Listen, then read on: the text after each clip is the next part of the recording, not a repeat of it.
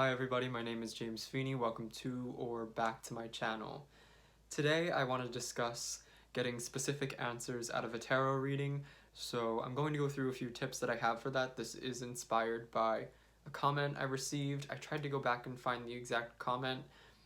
I can't find it, but somebody had asked me about getting specific answers out of a tarot reading, something more, I would say, concrete as opposed to the very contemplative, reflective, broad scope, meditative type messages that a lot of times I think we deal in as tarot readers. And I offered a little bit on what I personally do in terms of trying to get specificity out of the cards.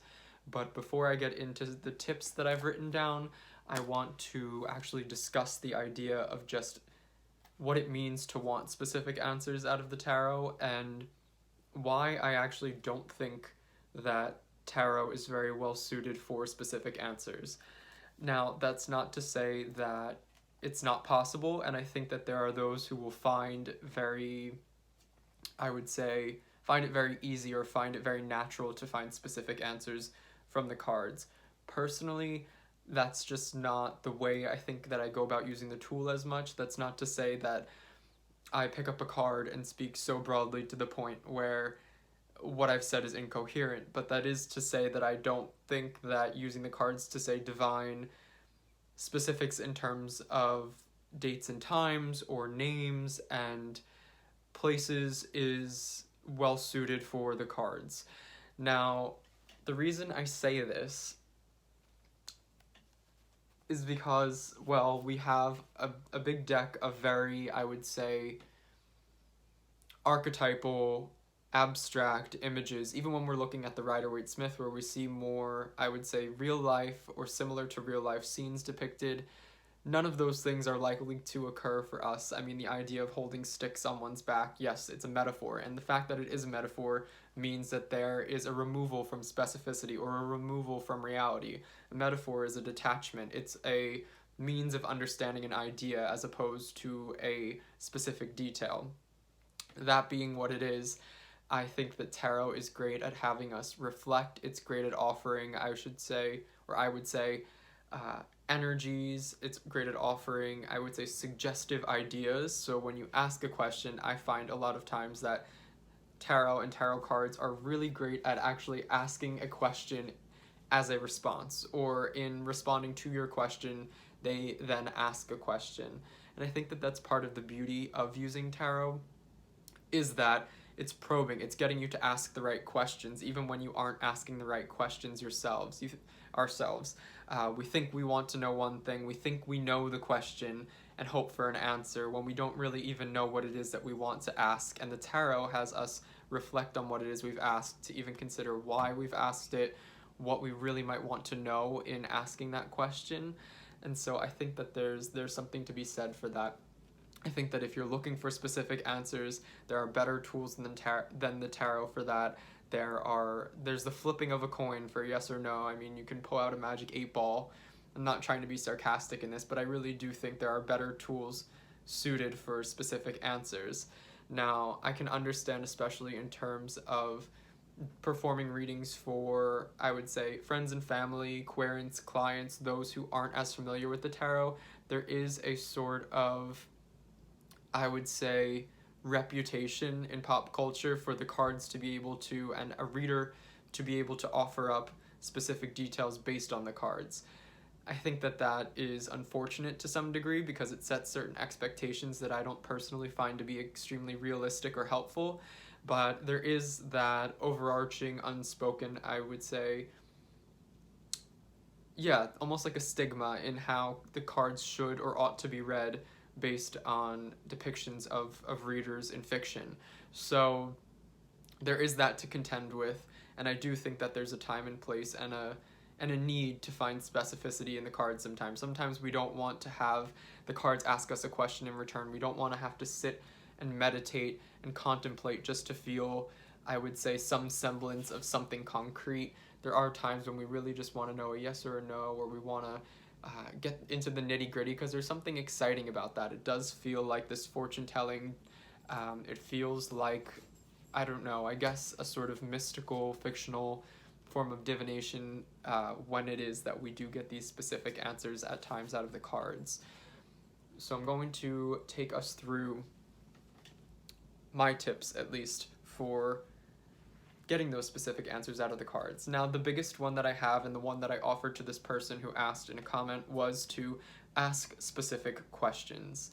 Now, what I mean by that is really just that you want to hone in on what exactly it is you want to know, and I think the more broad and overarching and vague your question is, the more overarching, broad, and vague your answer is going to be. So you get what you give with the tarot. So I have, for an example, pulling 3 cards on somebody's love life. Now, that's all well and good, but then you have to decide what each card is attributed to, what it feels like, where it's being placed. Is it more of this energy? Is it really speaking to the person's journey? Is this more of a story being told? Which, again, then feels pretty vague. That's not very specific. A story is all nice, and it can tell us about the person. It can have them reflect upon themselves. But if, say, they actually want to know, for example, how to attract love to themselves now, if they're really looking to find love, and that's the reason they're getting a reading about love, that's helpful to know. So then pulling a card, say, on how might I attract love to me right now? So actions and things that can be taken in order to achieve the goal, which is really what the question is getting at, or really what the querent wants to know. So then say we get, here, what's on the top? All right, so we have the Princess of Wands. And so in light of a question like that, I would say to go out and be a little bit bold and experience things, to be the one to start up a conversation with somebody who sounds interesting, to be a little bit less afraid, to take risks, to maybe go to the party instead of staying home, to, I would say, be the one to make plans as opposed to the one that follows along, to be daring, to take chances and risks, and to engage in certain activities that you might not, or might feel unable to, or not daring enough to set about. So like things like that, just right off the cuff. So I would say asking those specific questions. And then again, if we just said, okay, let's pull a card for your love life, and then I pull the Ace of Cups. Well, this is a positive card. We're looking at, I would say, likely very in a cliche manner, those opportunities coming in, the idea of there being this chance for the heart to open up, something coming towards, good things in your scope. But that's really vague because the question's really vague, so we don't have anything to really sink our teeth into. There's nothing that I can offer the client in terms of what they actually wanted to know, which was how they could potentially find love or attract love to them. This is just, it's hard for me to really pin it to something because they haven't given me, or I haven't worked with a question that has a lot of structure and detail to it to be able to put something upon it. Likewise, in the, I would say, the category of being specific with questions is making sure you really want to know the answer. Now, that might seem a little bit obvious. You think, okay, I really do want to know this answer, but are you prepared to receive what you get back? Are you looking for something specific to come out of the cards? So are you asking the question because you have an idea of what you'd like the answer to be? If that is something that you can say, think of to yourself and say, yes, actually, that's something I'm doing right now, then you probably shouldn't be asking the question because you're not ready to hear a response. You're ready to hear the response that you want to hear. You're not ready to hear a response. And so then I would refrain from even asking the question. Or I would say to challenge yourself and be willing to work outside of what it is that you think you want to hear. So truly being ready to receive an answer to a question, a specific question, is going to help in specificity because you aren't going to try to fit the square peg into the round hole, so to speak, because you want it to be one thing and it's not the other, and you try to make what you've received into something it's not. And that can really ruin specificity and warp, I would say, it can warp the way a card is interpreted into something that it really wasn't, because you are trying to make your answer to your own question a reality, which is not how the cards, I would say, work. That's where we get into, say, personal bias and projection and things like that, which are all important to keep in mind and to try to circumvent to our best abilities. Now, I also have utilizing all of the information you already know. So this is great, I would say, for when you are doing clients for like friends and family, for querents, for clients, if they provide background information of any sort. If they're really looking for specific information or specific answers, then providing background information is important. If you're looking for a specific answer out of the cards and doing readings for yourself, it's important to factor in all of your background information. So, say again, you're asking about love and you're asking how you can attract a partner. Keeping in mind what your circumstances are, keeping in mind what your past history is, keeping in mind with what you're comfortable with, what your personality type is. So say you get a card that's here. We'll pull a card.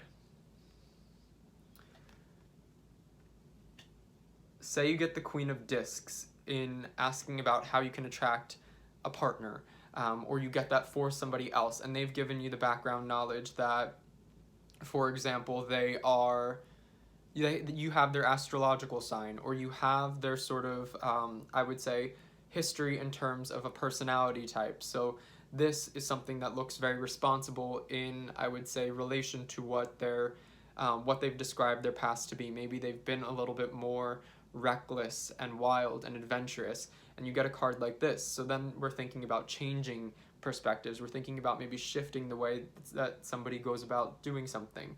If they have described maybe their stable home life and their aspirations for the future, and we get this card and this seems very much in alignment with who they are, we're going to think a little bit less about, say, making changes, and we're going to frame this card differently, if that makes sense. So that would be more of a personality consideration, but it's important to know what factors in. If the person's recently gone through a breakup, maybe we're going to look at things a lot differently than if they'd been single for the better part of 2 years now. So things to keep in mind, and I think that that's helpful in readings when somebody wants something specific. I do know that there are clients and querents who like to refrain from offering too much, almost in hopes of seeing how, I don't know, skilled or adept a reader is in fleshing out their personal life without having received any information to be able to do so. And I would say that that's sometimes something you need to discuss with a querent or client, that refraining from offering up any of those details is really going to mean that there's a lack of specificity coming from you. If you don't, it's like a conversation. If, say, the querent doesn't give me much to go on, I don't have much in turn to be able to offer back. It becomes more of a lecture experience as opposed to a dialogue where we can flesh things out, if that makes sense. So I would say that all falls under the umbrella of asking specific questions, things that you want to keep in mind, and also to formulate your questions and in consideration of the questions and the results that come from them. Next, a big tip that I have is utilizing correspondences and technical knowledge. So this is where the book learning comes in, and where things in regards to, I would say, study and practice that we hopefully all have under our belt before we go about reading for others. That's where we can draw upon that wellspring of knowledge in order to, I would say, look at things that, say, somebody looking at the cards who doesn't know anything, we know because we have that background knowledge. We can look to, say, the astrology and the decans and the times of year for specificity in times. I can look to, for example, a card and say, oh, I know that this is the first decan of Taurus. This is when Taurus season is. If we're looking at love, maybe that's a good time. That's something that I'm a little bit wary of personally in terms of offering specifics in time. I actually like to go more so based on intuition if I ever do have to offer or am asked to offer something in terms of estimated times. But you can go on things like, for example, astrology. You can look at, again, astrology in terms of personality types, and I would say looking at the person, what is their sign, what could a potential other person's sign be. We can look at things like numerology, which harken to, I would say, more archetypal experiences where we have the threes that feel a little bit more co-creative and synergistic. We have twos, which feel very like there's a duality and I would say, a union involved.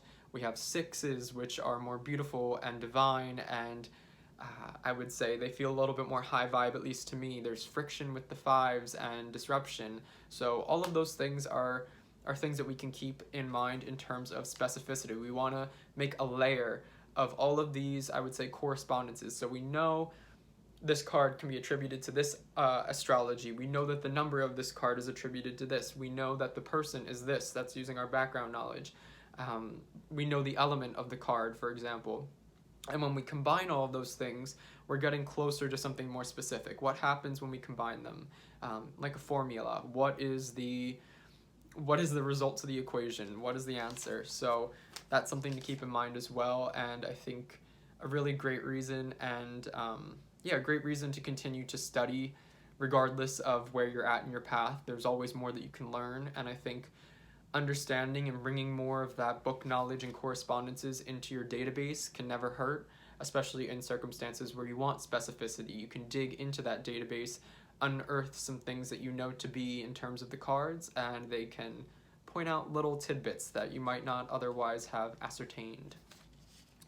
Next, I think, and this is probably the last tip, I mean, I think the first tip was the biggest tip, and there was kind of a lot of tips that fell underneath that umbrella of the asking of specific questions, but also on the flip side of referencing those correspondences and technical knowledge, we have on the other side, I think, our intuition and our feelings, our gut, our gut feelings. So this would be where we maybe come up with our own associations or trust and let ourselves go free a little bit in terms of what it is that we are divining or interpreting from the cards.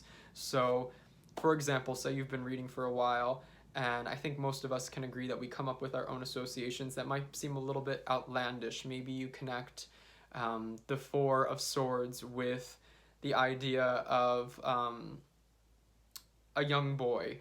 For example, I actually had that where I was doing a reading and somebody wanted to know the specifics in terms of the gender of a child, and I got the Four of Cups.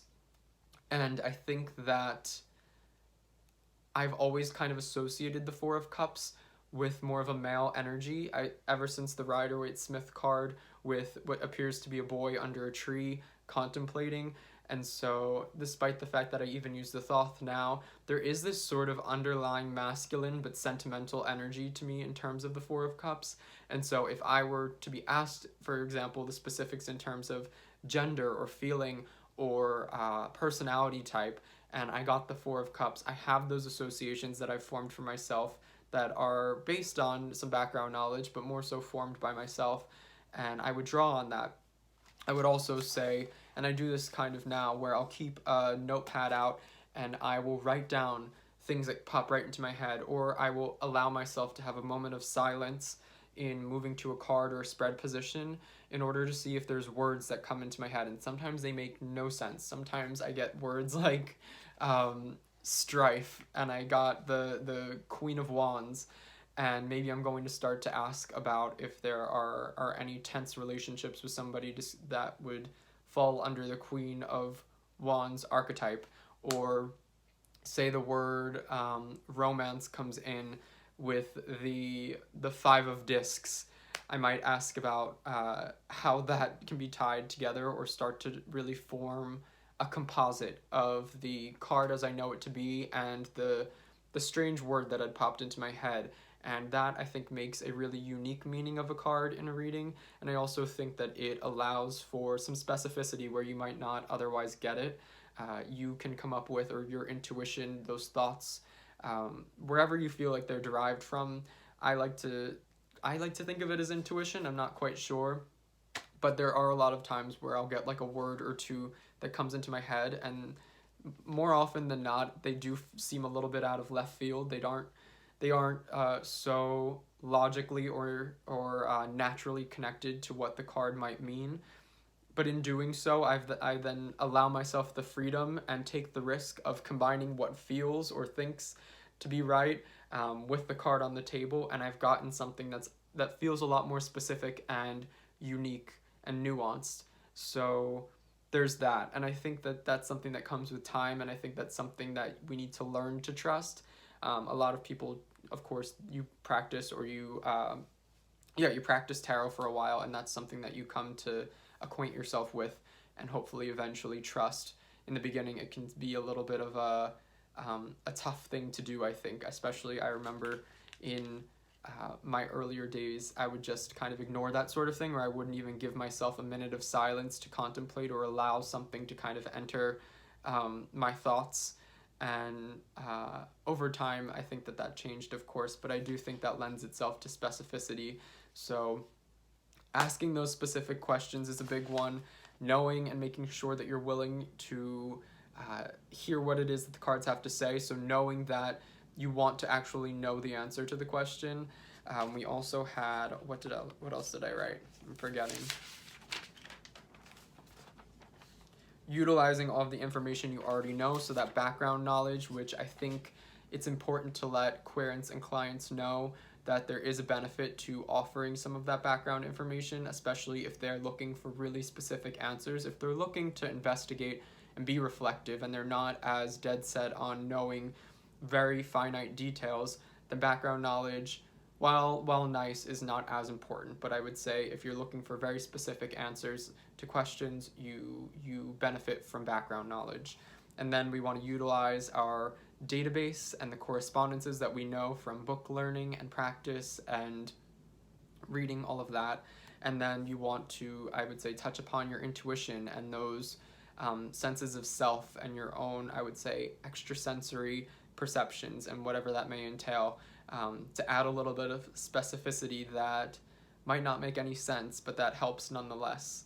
So I hope that if you are out there and you are looking for ways to make your readings a little bit more specific, that this was helpful. I'm sure that some of these tips are common knowledge or intuitive, or ones that you may know in watching this. I would be very curious and welcome to know what you guys think in terms of getting those specific answers out of the cards. So comment down below if you have any tips for that. Personally, I almost relish the idea of not getting specific answers out of the cards. So for the majority of my personal readings, I am very much open to going down the rabbit hole and being asked questions by the cards and finding myself a little bit more confused at the end than I was at the beginning, in a way that makes me yearn to know more, that makes me look to, I would say, dive deeper into experience. So if you're somebody out there who is like me and doesn't actually like the idea of very specific answers for the most part from tarot, I'd also be curious to know about that. I feel like there are those who really do like to know specific answers, and that's kind of their thing. So I hope this was helpful and fun. If you enjoyed it, like and subscribe and all that good stuff. I hope you are all well, and until next time, bye.